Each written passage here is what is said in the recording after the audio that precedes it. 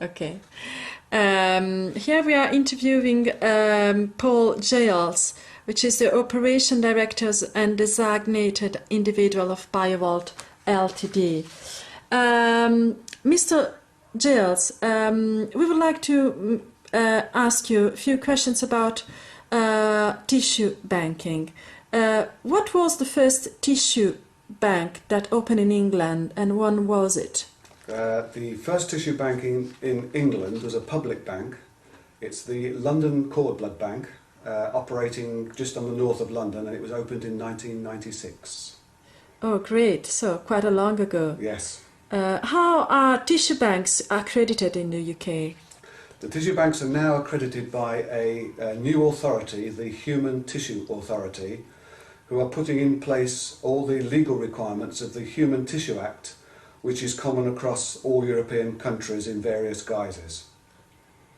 What is the storage life of a cord blood sample? Theoretically, the storage life is indefinite.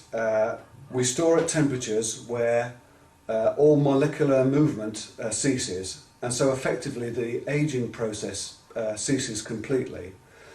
In reality, we have stored cord blood samples in the scientific world for 24 years, and we know that there is no deterioration in storage for 24 years. And sperm are being used from the early 1940s, and that is relevant because a sperm has a relatively similar cell structure to a stem cell, and those are completely fine after what is now 60 years of storage. So it looks like that the theory is holding in practice. Yeah, that's a great information for all the clients that usually ask these questions about how the storage would last. Yes. Theoretically, in 1,000 years' time, the tissue will be in exactly the same condition that we froze it in. And how do you assess the quality of the stem cells? We look at the stem cells on a machine called a flow cytometer. Flow cytometer uses laser technology to look at the cells and count individual cells so that we know what cells we are storing. So for instance, we look at how many cells are alive in the sample. That gives us an idea on how well the cells have been looked after in transit. And then we count the number of stem cells, and we give the client a report on the number of stem cells that we've actually got stored long term. What problem may occur with a sample that would make storage not viable? There are very few situations where the storage isn't actually viable. Heavy microbiological contamination is one reason. So for instance, if the sample becomes contaminated during the harvest, which a professional shouldn't have a problem with, we obviously can't store it then because it will actually kill the blood. The other extreme circumstance is probably a very low volume of blood. A very low volume of blood means that the cells will probably be damaged in the anticoagulant, and there won't be sufficient cells left for viable storage. Those are the two major problems will render the sample unstorable. That's an interesting information. So which would be the suggestion that you would give to the midwives who collect the blood at the moment of the delivery?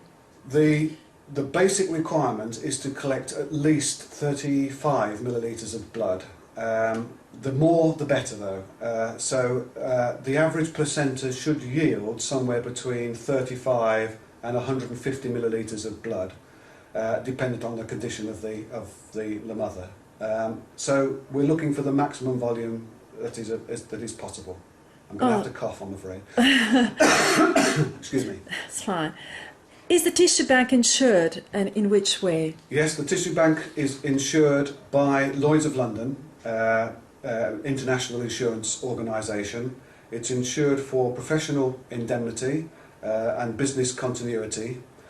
Business continuity means that should anything happen to the structure of BioVault, we will be able to put very quickly into place a tissue banking system which will continue the service to the clients.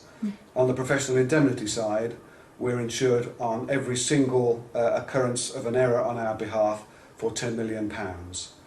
You'll have to convert that into euros, but for a fairly substantial sum. That's very important, I think, to ensure our clients as well in the decision of cryopreserving or donate the stem cells of their babies.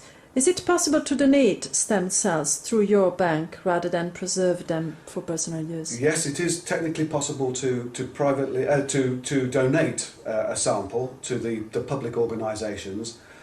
We are not in the situation where we want to go up against the public banks, so that a private donation would have to be paid for privately as well.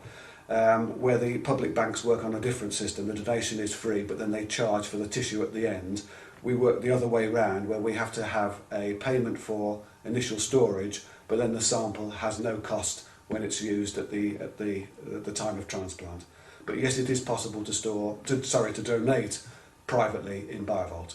By the way, SmartBank applies this policy in which when you decide to donate and effectively you are donating a sample, SmartBank will pay back all the money that you have invested for this donation.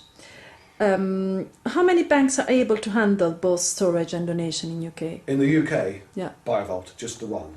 Oh, so there are no other mixes. There are two public banks that can take donations from residents in the UK, but only BioVault has the public and private mix in terms of storage of cord blood.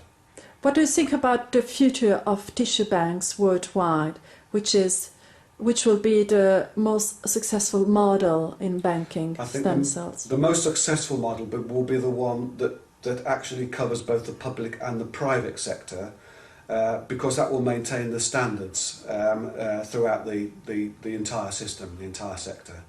So the combination of public and private, I think, is actually the most important aspect.